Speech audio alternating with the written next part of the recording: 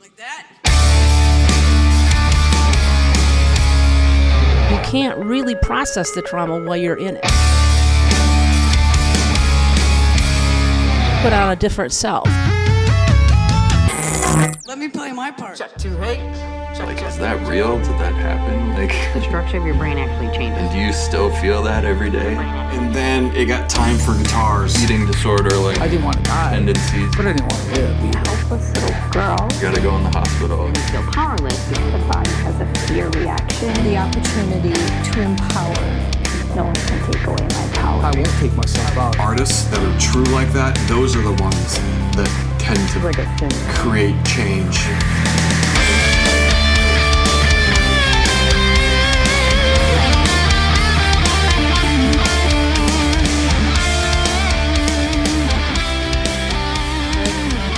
So he was just saying for the people watching remotely, that basic training is basically supposed to kind of prepare you for a lot of those sorts of things. It's interesting to me that that's the take, because doing this work now, this advocacy and outreach work with the foundation, I have a lot of people I look up to, grief counselors, people who deal with eating disorders, people who deal with trauma survivors, and I ask them, like, how do you deal with all these stories all the time, all these people coming to you, all these things? Like, I know people who help people whose kids have been murdered, and they're the ones who take that first grief counseling session. I'm like, how do you sit on that couch and take that, like, what do you do? And how do you keep from going crazy? They're like, we go to therapy. So I wish, in a way, that the military could adopt that. That is part of sharpening the sword. It's part of cleaning your gun. It's part of the maintenance. But do you think that would make people feel like they look weak? Well, Yeah, go ahead. Well, one of the things, of course, when you're in the experience, your nervous system is so amped up, right? Like you're waiting to die, right? And so, or I don't know, I've never been in combat, but in traumatic experiences, your nervous system is turned up full volume, right? And so you can't really process the trauma while you're in it, right? Because it's not, the symptoms and stuff don't show up until later. You're just in fight or flight, right? And you're checked out into defensive action, or you're dissociated so that you don't, like something bad is happening every night when I go to bed, and then I wake up and I go to school, and the perpetrator goes to work, and we put on a different self, right? So we have this daily living part that goes and shows up at school or work, and then I have this victim part that shows up at night, right? So that I dissociate, but I can't necessarily do the work while it's still happening. Does that make sense? Yeah, because it the does. nervous system is too turned up. Sure. And I think your point of you would go and debrief and get counseling, and then having to go back out and fight the next day, it probably would actually be really hard on You think it would activate them a little bit more? I think so. I guess in my head I was wondering, like, does it have to be after that tour is over? Do they have to come back and be reintegrating into society, and years later realize, man, I've been holding in a lot, and it's been hurting me in all different ways? Or could it be like during the tour, even if it's 6 months later? But I think if they did something like what we do, if there's a critical incident, we debrief about it, right? We'd say, what happened? How do you feel about this? So this was a really hard day. Somebody died, and how do you feel, right? So you do that, and I think, I don't know if they do that in the military. I think something like that would be beneficial, and actually might reduce the symptoms of people coming back with such horrible PTSD. But Sure. That's my opinion. Yep. I cut you off, though. Oh, did you have something else? There's lots of stuff spinning around up there. So keep What's going. what's worth sharing on YouTube? Well, I've got a bunch of other topics. Did everyone get their hand up? Okay, yeah, go ahead. So I'll sum it up, and then I'll kick it out to the panel. So the comment was, a lot of people could join the military, having been inspired by something that was already traumatic, a death from 9/11 or something like that. So I think that's a really good point to bring up. What if they come into the fight with those kind of predisposed issues? Well, I think that probably happens a lot. And I think there's a lot of trauma therapists who have traumatic experiences. The mental health system is full of us who have had bad experiences. And so I think a lot of the soldiers, and trauma, again, could be 9/11, it could be a death, it could be child abuse, it could be poverty. I mean, a lot of people went into the Guard because of poverty. And I think poverty is traumatic. living, not knowing where your next meal is going to come from, not knowing where you're going to live. So I think, and I think we see it with police and firefighters, where they probably come in with some trauma already, and then it piles on. For sure. Well, one of the reasons that they use children soldiers is because children don't think that they can die. And so they're really good soldiers because they don't get it. I think probably they're so dissociated. They're probably so cut off from that experience that they're kind of hollowed out, right? Like, I mean, we think about sociopaths are people who have really been hollowed out, so. Yeah.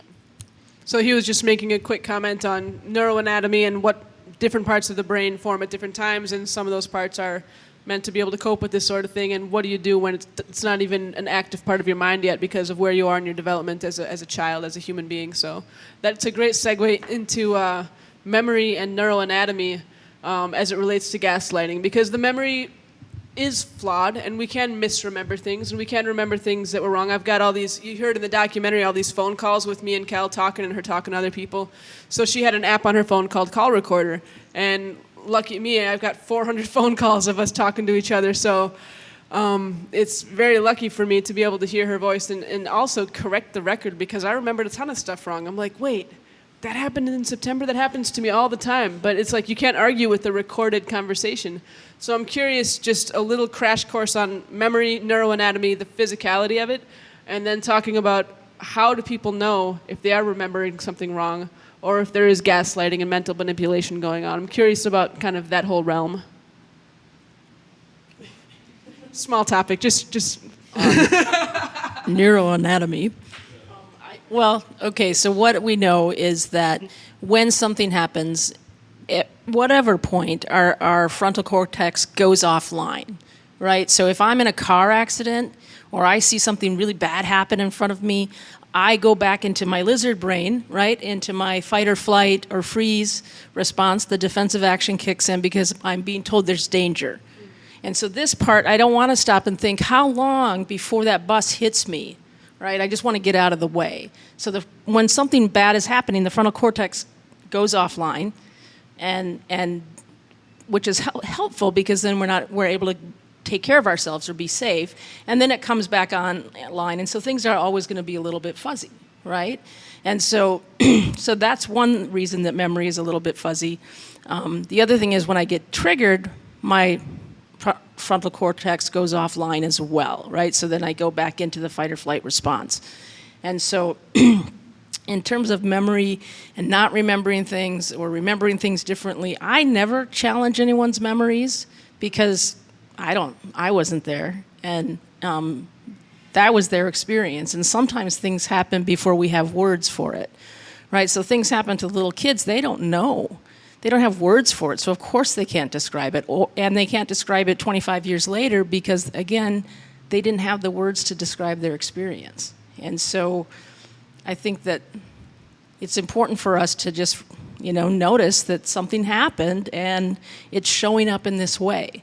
We use the body, right? So if I say something to someone, if I do this and Matt ducks all the time, every time I raise my hand, then I'm going to say, well, something happened to Matt because he thinks I'm going to hit him, right? Or something's going on where he's ducking. And so the body will store the memories even if we don't have words. And so the defensive actions that wanted to happen at the time are locked in there, and they're going to show up. And so that's how we would access it, to start to say, I wonder what happens because every time I put my hand up, you go like this. Let's explore that. And we start to kind of figure it out. So I don't know if that answered all of your question. Or No, it's a good start on like the anatomy of a memory and stuff like that. So yeah, go ahead. Well, I think denial is a tricky word. I think we try to deny what happened because it's unbearable, right? The event was unbearable. And so it's much easier for us to not remember it than to think about it clearly.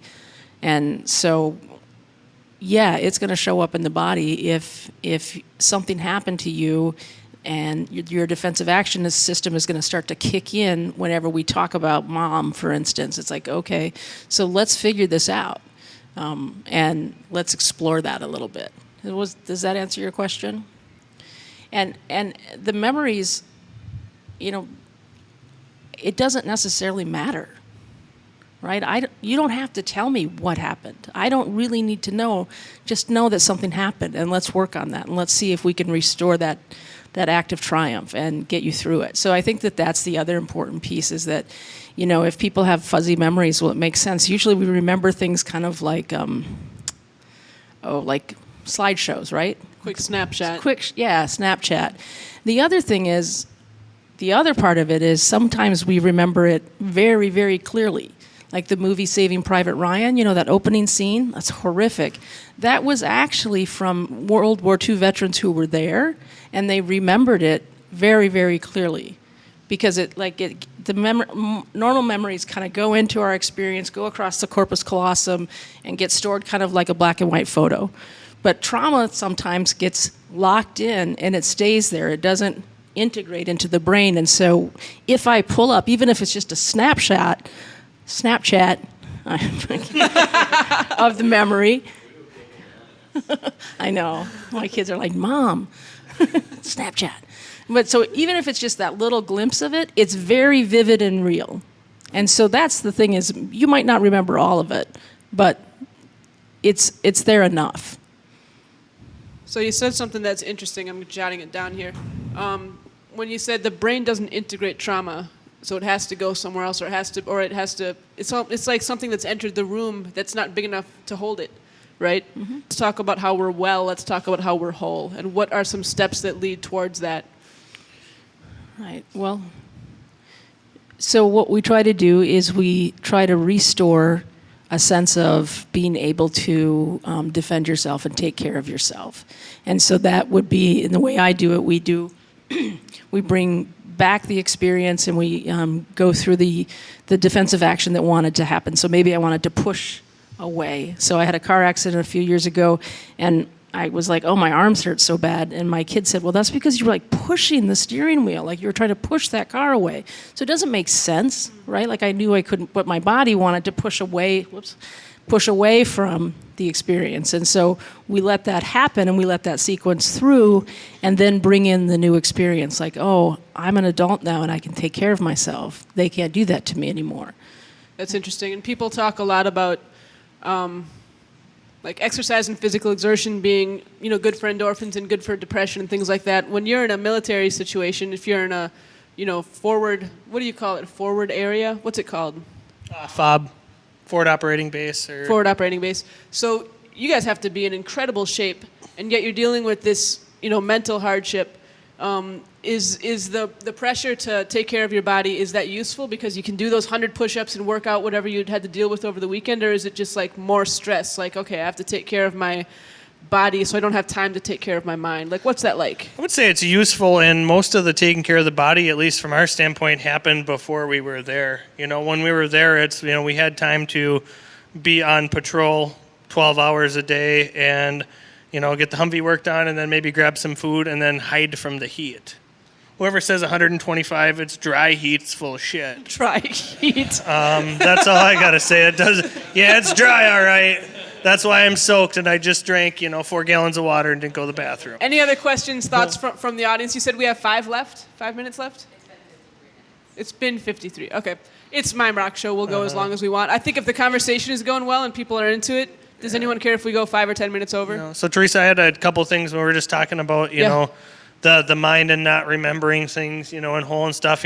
We do an annual hog roast and gun shoot, and it'll be 8 of us that were over in Iraq together, and we're sitting around the campfire, and it's like, holy shit, yeah, that did happen. Or, and it's because you have these, every single day, not every day, it's not like, playing a video game, but a lot of days, stuff happened, and to the extent of it is how you remember it. And it's just like, it's just funny, like, we'll be just chatting about something random or see something on TV. I'm like, oh, crap, that's right, and right. It pops into the mind, and, So as a civilian, I think about, I want to ask a real quick question, and I'm, like I said, we have as much time as I want, so I'm going to make sure everyone can speak, but I don't want to forget this since we're on memory. As a civilian, you watch movies like, whatever the one Michael J. Fox was in when I was a kid, Collateral Damage, whatever that was called. casualties of war, different stuff like that, where they're like, oh, this and that happened. They go to their commanding officer, and their officer's like, no, it didn't. No, that didn't happen. Don't worry about it. Get back to your post or whatever. Is that real? Does that happen to some degree as far as control of information in the military? And if so, like, do you have any advice for people that are getting into the military now on how to hold on to their grip on reality within a really authoritarian structure, which has to be that way, but there's downsides, right? I'm certain that does happen, but in my experience, did not have it happen. Where it's like, oh, hey, this didn't happen. You know, it's more of a, and we had great leadership. Frankly, I don't know that everyone is lucky. You know, our leadership would stand behind our decisions no matter what, which was very, very helpful because you have to make split-second decisions that are life and death. And in some cases, they may not be the correct decision, but just knowing that they had our back regardless of the decision you made it. Here's why you made it. We got your back. Took a lot of the stress off of that. So I would say it just really depends on where you're at, what you're doing, and what's happening. So, have you heard of, from the other people that you know in your network, of anything like that taking place in the military? I'm just curious about if there must be so much pressure to maintain a culture and a mentality that leads people to believe and behave a certain way, that I'd be amazed if there wasn't anything that borders on gaslighting. Have you heard any stories, any examples, and anything that you've heard other people be concerned about? I mean, Abu Ghraib, if anybody remembers that from 2004-ish, would probably be a good example of that. Get the music behind the mission. Hate Becoming by Kelly Nicole on iTunes and Spotify. If you guys haven't checked out the merch table, join the movement. Buy the album. Get your Kelly Nicole band merch and donate what you can at kellynicolefoundation.org.